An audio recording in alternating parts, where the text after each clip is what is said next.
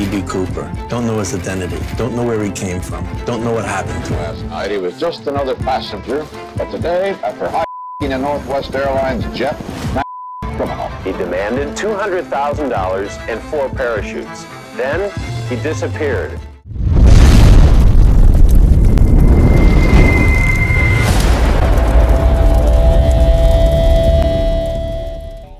Kes kehilangan pesawat MH370 mungkin antara kes paling misteri yang pernah berlaku dalam sejarah penerbangan dunia. Namun sebelum kes itu berlaku, pernahkah anda mendengar kes rampasan pesawat oleh lelaki yang bernama D.B. Cooper? Cooper telah terjun dari pesawat dengan menggunakan payung terjun sejurus selepas berjaya mendapatkan wang tebusan seperti yang dipintanya. Lagi misteri, Cooper tidak pernah berjaya ditemui sekaligus menjadikan rompakan yang dilakukannya itu sebagai salah satu rompakan terhebat sepanjang zaman. Siapa sebenarnya D.B. Cooper? Kisahnya bermula apabila sebuah pesawat jenis Boeing 727 yang sedang berada di ruang udara antara Portland, Oregon dan Seattle telah dirampas oleh seorang lelaki yang dikenali sebagai Dan Cooper. Dan Cooper dan D.B. Cooper adalah orang yang sama. Namun telah berlakunya salah faham daripada segi komunikasi oleh pihak media ketika itu telah menyebabkan nama asal Dan Cooper bertukar menjadi D.B. Cooper. Pada 21 November 1971 di kaunter Northwest Orient Airlines, seorang lelaki dalam anggaran usia 40-an telah membeli tiket penerbangan 3151 hala dari Portland ke Seattle dengan mendaftarkan namanya sebagai Dan Cooper. Dan Cooper digambarkan sebagai seorang yang sangat kemas dari segi penampilannya. Dia yang mengenakan pakaian kemeja putih serta bertali leher hitam, sekilas pandang gayanya tidak ubah seperti seorang ahli perniagaan. Setelah memasuki pesawat, Cooper terus duduk di kerusi tempahannya. Dia kemudian menyalakan rokok pada bibir dan seterusnya memesan air soda serta whisky. Sejurus selepas pesawat berlepas, Cooper memberi sehelai nota kecil kepada salah seorang pramugari pesawat tersebut yang bernama Florence Schaffner. Pada mulanya, nota itu disimpan sahaja oleh Florence ke dalam beg duit kerana beranggapan nota tersebut mengandungi nombor telefon Cooper. Cooper yang menyedari nota tulisannya itu tidak dibaca terus berbisik kepada Florence, "Miss, you'd better look at that note. I have a bomb." Mendengar perkara tersebut, Florence berasa terkejut. Tanpa berlengah, Cooper mengarahkan Florence untuk duduk bersebelahan dengannya. Di situ, Florence telah melihat sendiri bentuk bom di dalam beg bimbit milik Cooper. Reka bentuk bom itu digambarkan dengan 8 silinder yang dilekatkan dengan wayar merah serta sebuah bateri yang berbentuk silinder. Seterusnya, Cooper menyuruh Florence untuk menulis semua permintaannya iaitu wang tebusan berjumlah $200,000. 4 buah payung terjun dan minyak pesawat perlu diisi segera di Seattle sejurus sahaja pesawat itu mendarat kelak. Florence yang akur kemudian membawa nota ke bahagian kokpit untuk diserahkan kepada juruterbang.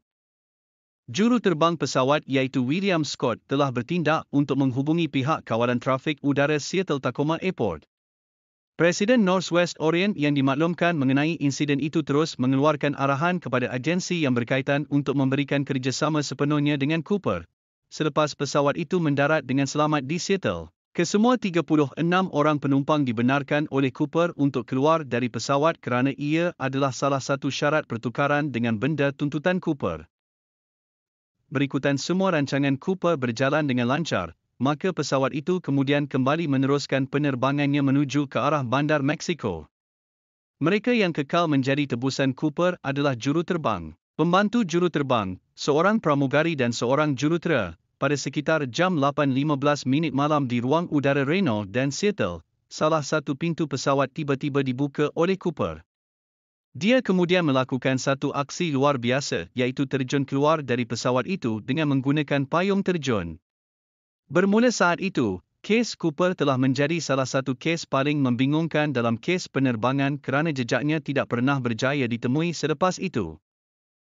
Pada mulanya, pihak FBI berpendapat bahawa Cooper tidak sesekali akan terselamat selepas terjunannya itu. Ini kerana adalah sesuatu yang mustahil untuk Cooper mendarat dengan selamat berikutan lokasi terjunannya itu merupakan kawasan berbukit. Lagipun, keadaan cuaca sewaktu terjunan Cooper dikatakan agak buruk ketika itu. Sudah berpuluh-puluh tahun lamanya kes DB Cooper ini masih lagi gagal untuk diselesaikan. Meskipun terdapat banyak cap jari yang ditemui dalam pesawat itu, tiada satu pun yang berjaya disahkan milik Cooper. Selepas keterangan semua individu yang pernah bersemuka dengan Cooper diambil, maka terhasillah lakaran wajah DB Cooper. Lagi menarik, satu eksperimen telah dijalankan mengikut situasi sebenar kejadian. Berdasarkan keputusan eksperimen itu dengan mengikut kira faktor daya angin dan beberapa lagi aspek lain, jam 8.15 malam iaitu bersamaan dengan waktu terjunan Cooper merupakan waktu yang sangat sesuai untuk melakukan terjunan. Ramai pihak mempercayai bahawa Cooper merupakan bekas anggota payung terjun. Mungkin ada benarnya untuk kenyataan ini kerana bukan calang-calang individu boleh melakukan terjunan yang luar biasa seperti sedemikian. Ada juga teori berkenaan dengan nama dan Cooper. Nama dan Cooper adalah nama watak fiksyen yang terdapat di dalam siri komik Belgium pada sekitar tahun 1970-an.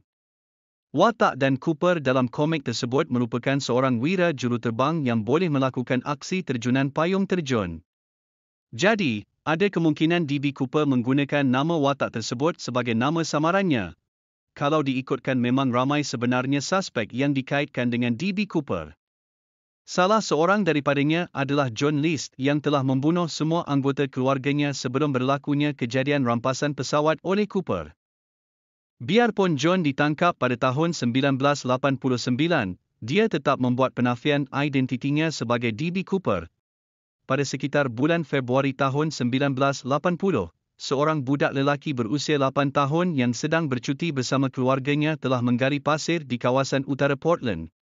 Semasa berseronok melakukan aktiviti menggali, budak lelaki tersebut telah menemui sejumlah wang.